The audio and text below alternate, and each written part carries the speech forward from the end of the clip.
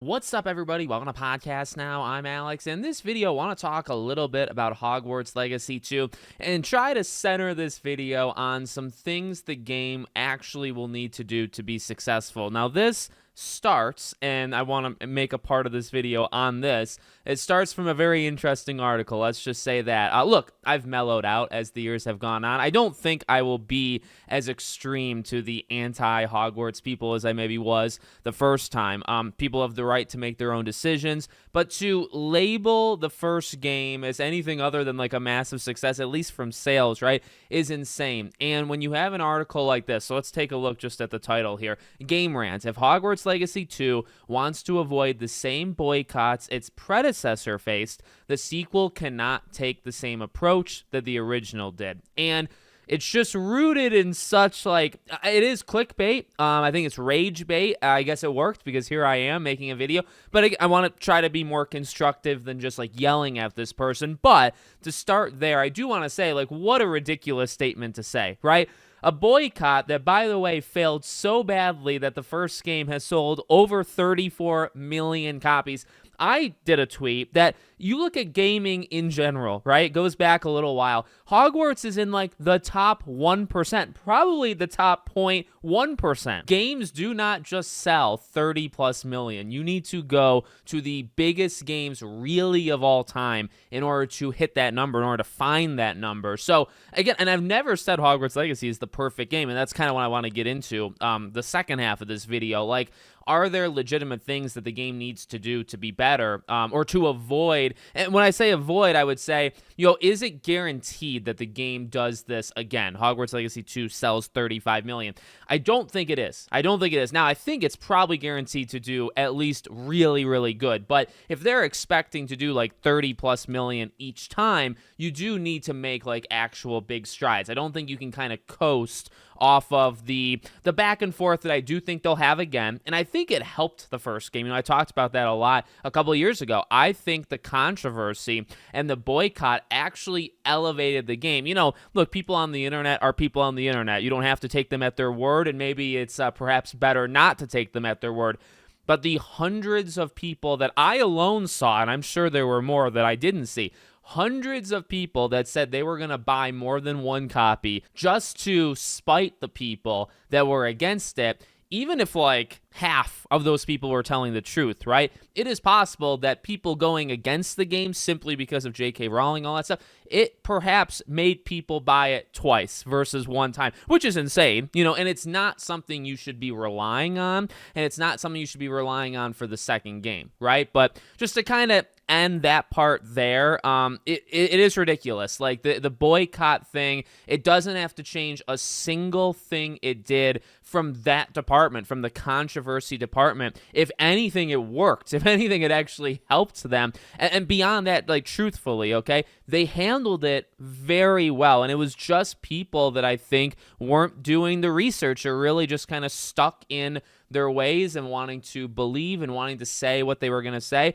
without any kind of, evidence, I guess. They weren't going to look at any evidence, against it. The studio was always extremely, I think, good on this. They were one of the most talkative studios you've ever seen in your life. They showed so much. They were very community-driven, and honestly, one of the more community-driven developers I think that we've seen ever, to be honest with you. And that really, I think, helped them, number one. And number two, even with being so community-driven, they stayed away from it 110%. Like, they kept their mouths shut. They did about as good as you could want. And then, like, the J.K. Rowling thing, there's no escaping it, right? Other than just saying, like, she really wasn't as involved as I think the anti-people thought she was. She really was not. So there's nothing really, by the way, you can't really do anything about that. Maybe that's where I should end this part of the video, is like, what do you want them to do? There's nothing you can do. She will forever be tied, whether you like her or hate her, by the way. She will forever be tied to Harry Potter. Like, it's hers. It just is the way it is. And so for Hogwarts Legacy, she will be tied. Hogwarts Legacy 2, she will be tied. It might not be, massive, and maybe you try to minimize that as much as possible, but you're never kicking her out. Otherwise, you're not making the game. And if you can't move past that, that's also okay, but it's just like, leave it alone. And I guess that's really my stance, like, from now going forward. And I guess it probably always was my stance. Just leave it alone. You can criticize it, but I mean, to criticize it based off that when there's no way around it is ridiculous, and there's nothing you can even do about it, and beyond the fact that it didn't work in the first place. So what I would say, kind of for the second half of the video, what does the game actually need to do? Well, we talked a little bit about it really right after Hogwarts Legacy came out. It is I think, a functionally solid game, and I think there's been more than enough examples, right, of games that can kind of take that next step. Honestly, I think Ghost of Yotei is an interesting example kind of recently of it really elevates 9 out of 10 parts of Ghost of Tsushima. Maybe like Atsu as a character versus Jin isn't as strong. Maybe the story isn't as strong. That's up for interpretation, right? But one thing that they did do, I think, is take all of these gameplay elements, how the world works, and really just elevate it to the next level for every single part of that you can imagine. And that's a recent example. I mean, there's a lot of examples back in time, right, of first game is kind of like this learning opportunity, and then second game takes a step forward. Really, you can boil it down rather simply, and we'll probably do that here, because here's the thing. When they show the game, then you can get a lot more deep, and okay, maybe they changed like spells, or maybe they changed this element of it. You can get far more specific, I think, once you actually see, once they reveal the game, which I'll be talking more about as the months go on, because I have an idea there. But in terms of like simple, we don't really know, we can't see it right now.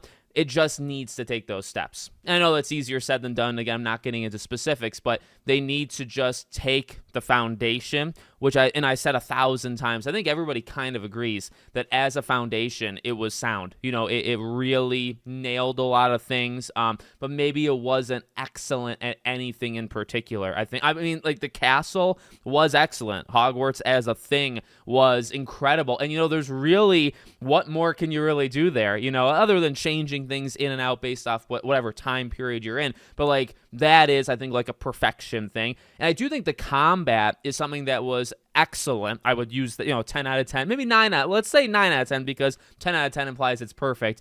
9 out of 10 has the foundation, takes a lot of like almost like a free flow combat that we've seen before, and puts it in the Wizarding world. So it did it really well. But there's absolutely room to grow there, right? So that's going to be one of those early things that I look at whenever they reveal the game.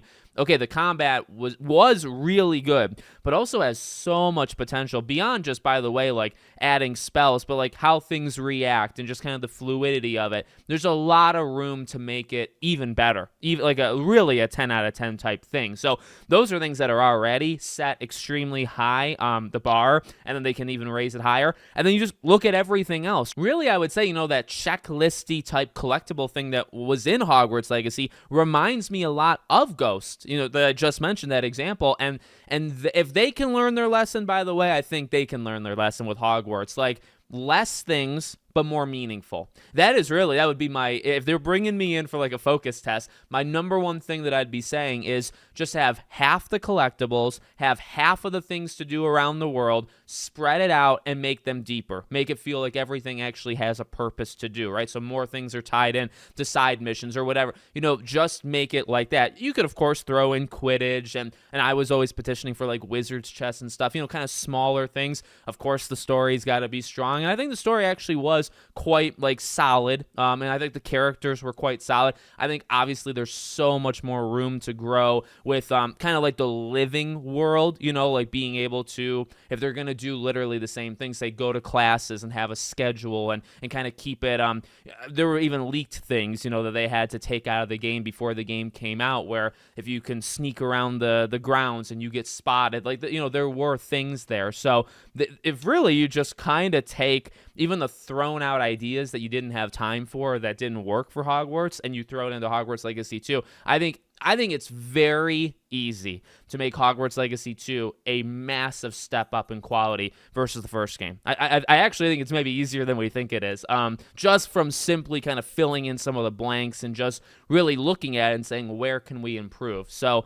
again, hopefully, like, I wanted to be a little constructive. I think that's more constructive than the boycott thing. I have faith, you know, and it's gonna take them looking at it and saying, okay, where can we make those necessary steps? But the groundwork is already laid down. You know, it's not impossible. In fact, I think it's highly likely that they can pretty easily like take that next step, and it can be another example of a second game that like jumps far above the first game. So like I said, specifics, all that jazz. I mean, we will have, I'm sure, years to talk about it, and I'll be doing just as many videos the second time as I did the first time, so we can get specific kind of later. Let me know what you guys think. Make sure, as always, you're subscribed to the channel, bell icon turned on, and I hope to see you all on the next one.